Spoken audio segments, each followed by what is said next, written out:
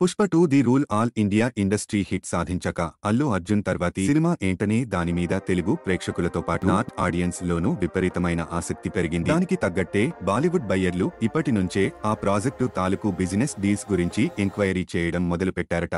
నిర్మాత ఎవరో తెలిస్తే అడ్వాన్స్ రూపంలో గాలం వేసేందుకన్నమాట. అయితే బన్నీ ముందు చేయాల్సింది Trivikram Srinivas pan India movie Guntur కారం తర్వాత ఏడాదికి పైగా మాటల మాంత్రికుడు ఈ స్క్రిప్ట్ మీదే వర్క్ చేస్తున్నారు. త్వరలోనే కొలిక్కి తెస్తారట. అయితే సెట్స్ కు ఎప్పుడు తీసుకెళ్లాలనేది హారిక హాసిని సంస్థలు ఇంకా నిర్ణయం తీసుకోలేదని వినికిడి.